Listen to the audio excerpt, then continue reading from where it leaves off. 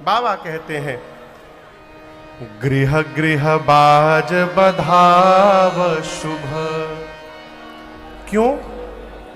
क्योंकि प्रगटे सुषमा कंद, हर्षवंत सब जहां तहां, नगर नारी नर वृंद। गोस्वामी जी कहते हैं कि भगवान के अवतरण के बाद श्री अवध के प्रत्येक घर में लोग बधाई गा रहे हैं।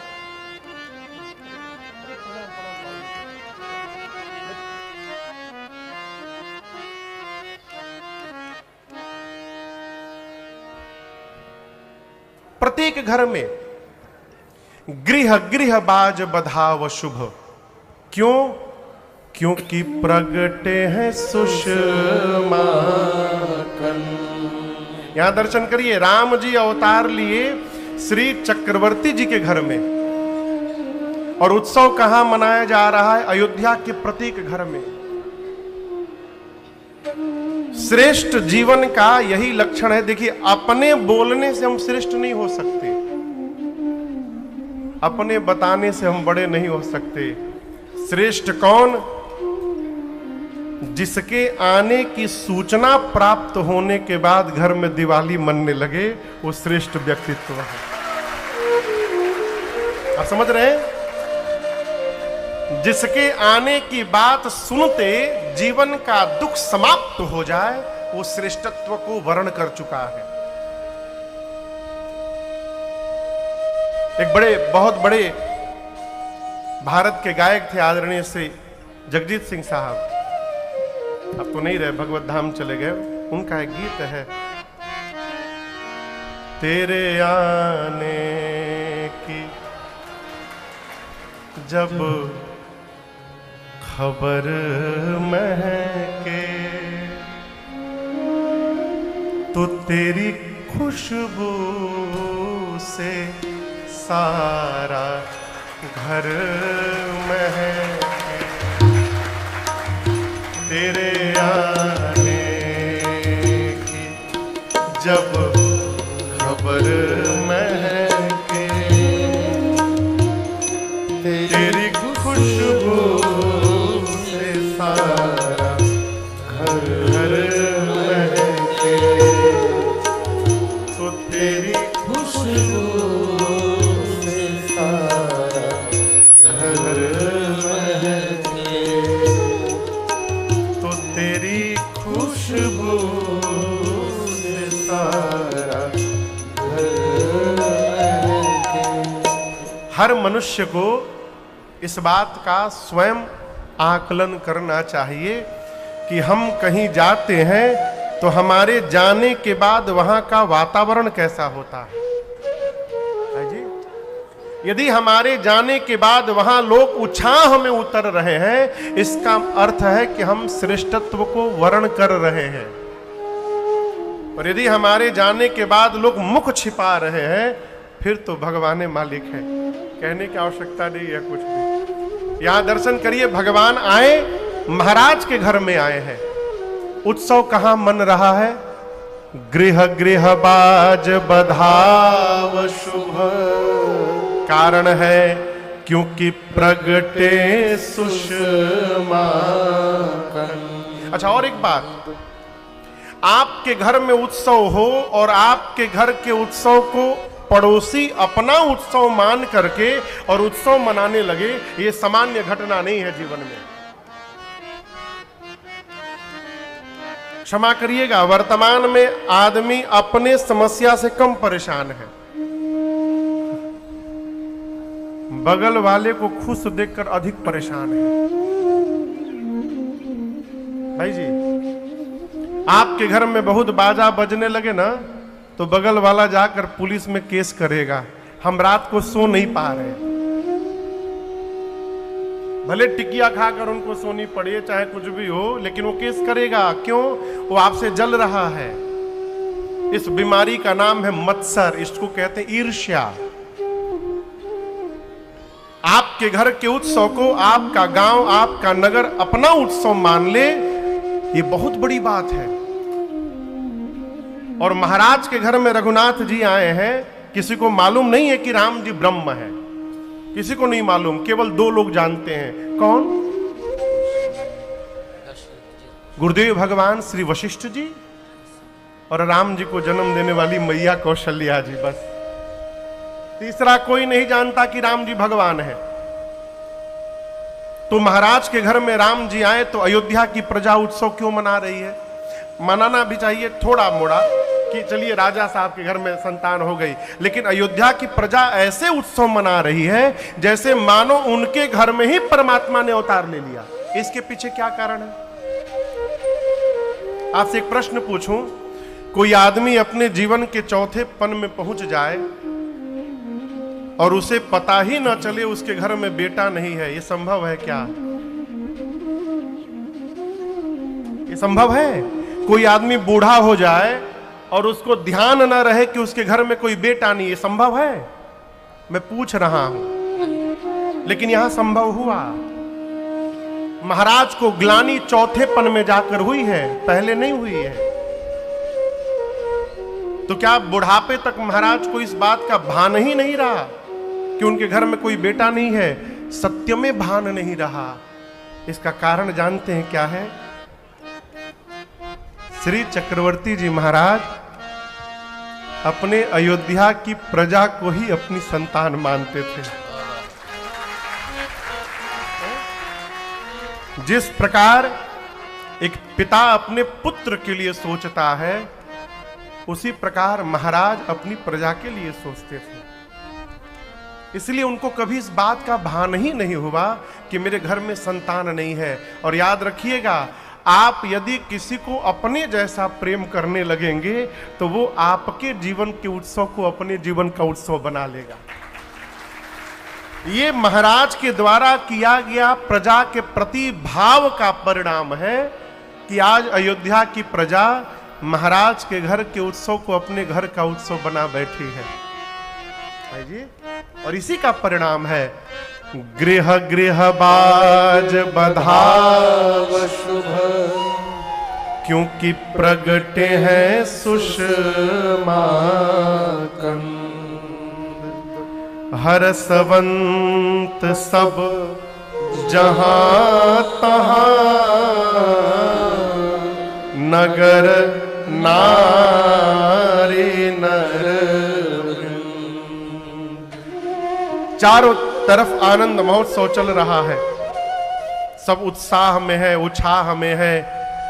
लेकिन आपको कहूं, श्री चक्रवर्ती जी आनंद में तो हैं, लेकिन थोड़े चिंतित हैं। चिंतित किस बात को लेकर? गुरु जी की बात का स्मरण करके। गुरु जी ने कहा था कि धरहु धीर होई हहि सुत चारे। गुरुदेव ने कहा था, महाराज आपको कितने पुत्र होंगे? जोर से कहिए, कितने हुए हैं? महाराज इसलिए चिंतित है कि मृषा न हो देव ऋषि बान।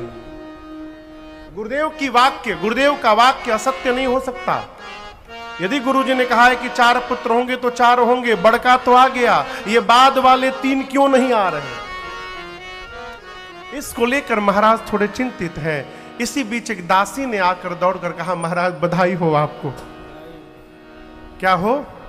बधाई हो। महाराज बोले, जल्दी बताओ कौन बात की बधाई। दासी बोली, ऐसे ना बताएं हम।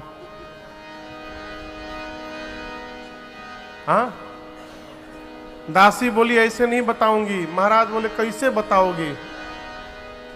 अरे राजा जी खजनवा दे दो। हम गाएंगे नहीं, कल गा चुके हैं।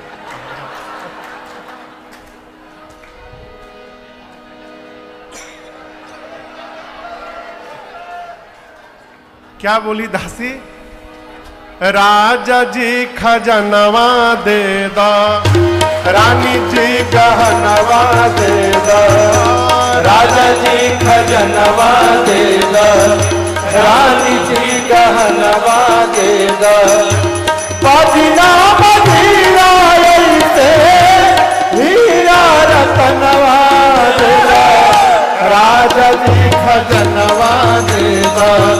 रानी जी गहनवा दे दो, राजा जी खजनवा दे दो, रानी जी गहनवा दे दो। बाजीना बजीरा से हीरा रतनवा दे दो, राजा जी खजनवा दे दो, रानी जी गहनवा दे दो, राजा जी खजनवा दे दो, रानी जी गहनवा दे दो। कौन कौन गहना चाहिए तहरा? कहती है भारी नहीं, हल्का में भी हम एडजस्ट कर लेंगे। अरे हल्का हंसुली काड़ा छाड़ा, बाजू बंद झुमका डाड़ा, हल्का हंसुली काड़ा छाड़ा, बाजू बंद झुमका डाड़ा, हल्का हंसुली काड़ा छाड़ा, बाजू बंद झुमका डाड़ा, हल्का हंसुली काड़ा छाड़ा, बाजू बंद झुमका डाड़ा। ई है यार मनवा अपनी कान के रनवा दे दो, राजा जी खजनवा दे दो, रानी जी गहनवा दे दो, राजा जी खजनवा दे दो, रानी जी गहनवा दे दो। है यार मनवा अपनी कान के रनवा दे दो, राजा जी खजनवा दे दो, रानी जी गहनवा दे दो, राजा जी खजनवा दे दो, रानी जी गहनवा दे दो। तब तक दूसरी सखी से महाराज पूछे तहरा क्या चाहिए? तो वो कहती है पाँव के पैजनिया दे दो, कमर कर धनिया दे दो, पाँव के पैजनिया दे दो, कमर कर धनिया दे दो, पाँव के पैजनिया दे दो, कमर कर धनिया दे दो, पाँव के पैजनिया दे दो, कमर कर धनिया दे दो। ई है बापी चरवा अपनी करके कंगनवा दे दो, राजा जी खजनवा दे दो, रानी जी गहनवा दे दो, राजा जी खजनवा दे दो, रानी जी गहनवा दे दो।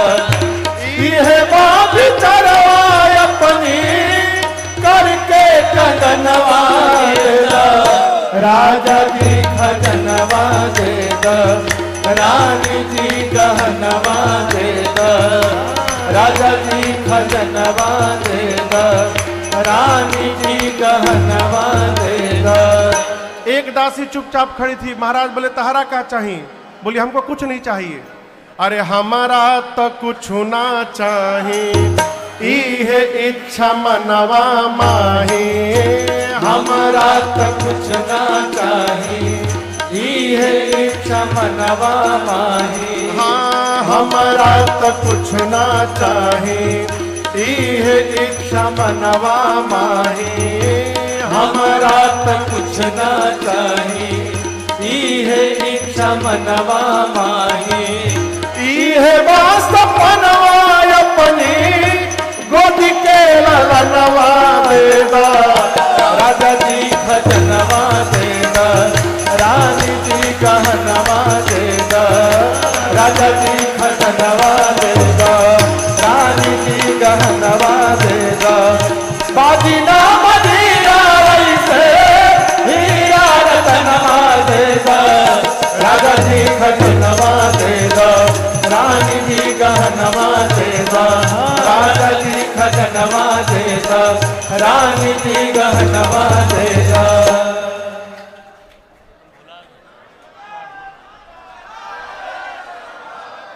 बैठ जाइए, खजाना मिल गई, बैठ जाइए। दासी ने आकर कहा महाराज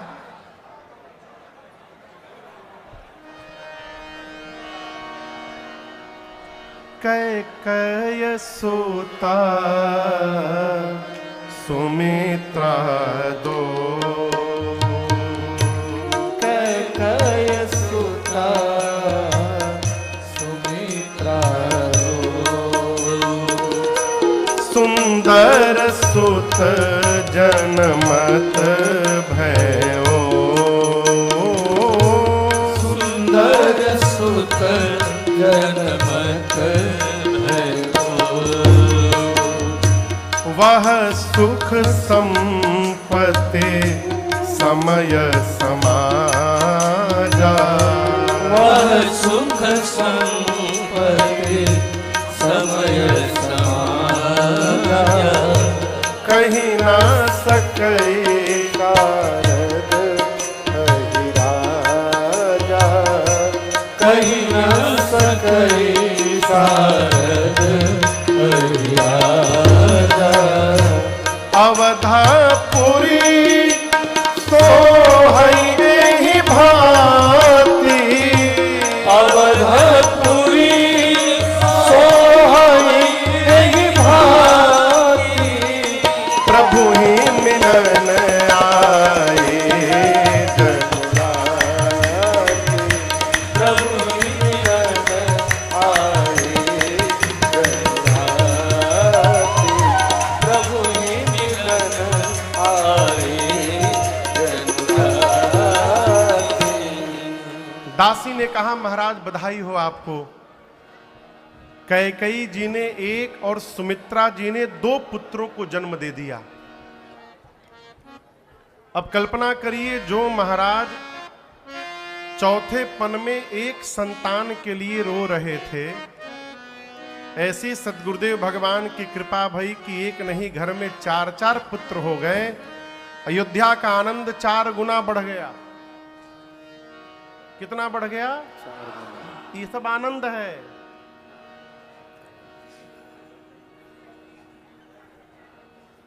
चार गुना आनंद बढ़ गया हो। गोस्वामी जी तो कहते हैं वह सुख संपत्ति समय समाजा। क्या क्या? सुख, संपत्ति, समय और समाज, इन चारों के विषय में कही न सके शारद अहिराजा।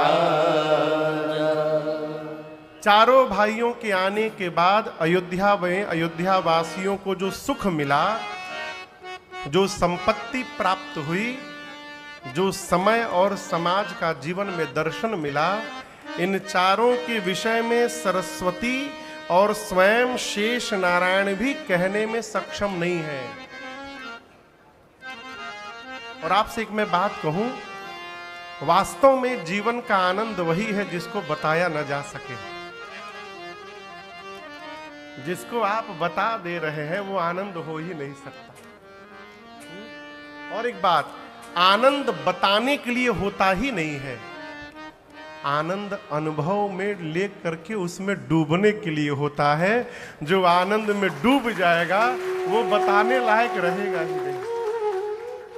इस बात को ठीक, जो बता रहा है इसका मतलब उसको मिला नहीं है। क्योंकि मिल जाने के बाद देखिए, भगवान दिखाई पड़ जाए, अब तो इधर कम हो गया। पहले हम लोग जब दिल्ली हरियाणा की तरफ कथा, भाई दिल्ली वाले बुरा न मानेंगे, पहले हम सॉरी बोल दिए। दिल्ली हरियाणा की तरफ जब हम कथा गाने जाते थे, पहले बहुत लोग मिलते थे। महाराज हमरे दादाजी को शंकर भगवान दर्शन दिए थे। हमको महाराज हनुमान जी 4 बार मिल चुके हैं। हमको राम जी दर्शन दिए हैं। हमको ये समझ में नहीं आता कि दर्शन मिलने के बाद भी हम 99 को 100 करने में लगे हुए हैं। ये कैसा दर्शन मिला है? शंकर भगवान शिव सूत्र है। बाबा कहते हैं मां भवानी से, देवी जेहि जाने जग जाई हेराई। भगवान को जान लेने के बाद ये जगत क्या हो जाएगा? हेरा जाएगा। हेराना बुझाता? हाँ, खो जाना नहीं, पासे में रहे लेकिन दिखाई ना पड़े। अब आप कहेंगे महाराज पास नहीं, वैसे तो मिल जाएगा। पंडित जी थोड़ा खड़े हो जाइए।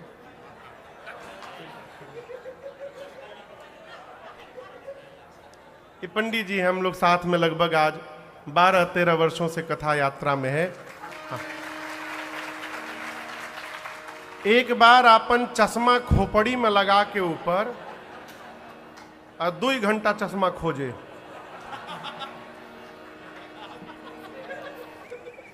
ऐसे लगाए थे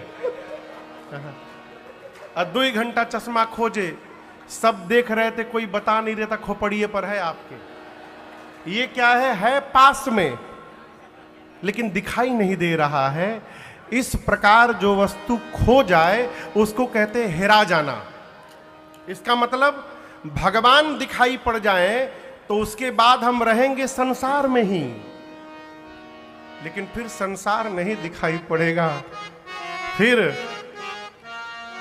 जहां देखता हूं वहां तू ही तू है। फिर जीव को सर्वत्र भगवान का दर्शन होगा। अब आप बताइए, जब कोई दिखाई ही नहीं पड़ेगा तो आप बताइएगा किससे? इसलिए आनंद प्राप्त होने के बाद उसको बताया नहीं जा सकता। फिर जीव सब कुछ छोड़कर उसी भाव में उतर जाता है जैसे मीराबाई उतर गई। अरे ऐसी लागे लगन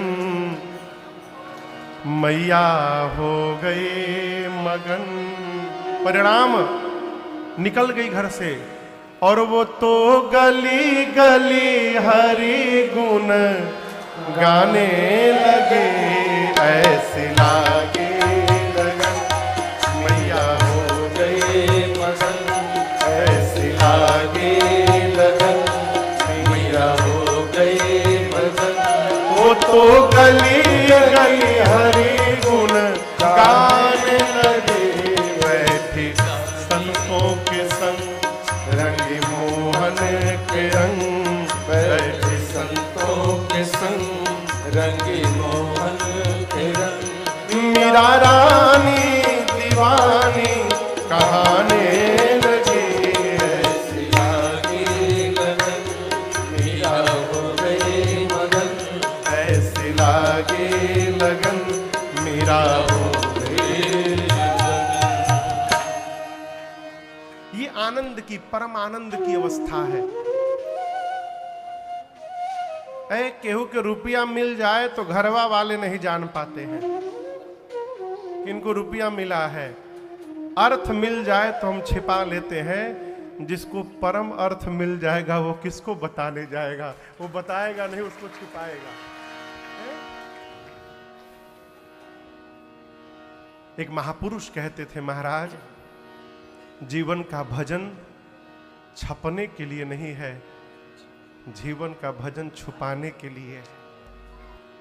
आज हम इसलिए परेशान रहते कि लोग जाने कि हम भगत हैं। आपन रुपया दे करके प्रेस में टीका लगा करके आपन फोटो छपावत है कि लोग जाने, हमारे गांव के लोग जान जाए कि हम भगत जी हैं। ये भजन है ही नहीं। जो वास्तव में भगवान का भक्त है वो समाज में प्रकट होने ही नहीं देगा कि हम भगत हैं। ये भक्ति है। गोस्वामी जी कहते हैं, चारों भाइयों के आने के बाद जो सुख, जो संपत्ति, जो समय और समाज प्राप्त हुआ वो कहने में नहीं आ सकता। किस वंश में परमात्मा अवतार लिए हैं आप बताइए? बोलिए, सूर्यवंश। राम जी 12 बजे रात में आए थे ना? अच्छा, दिन में आए थे।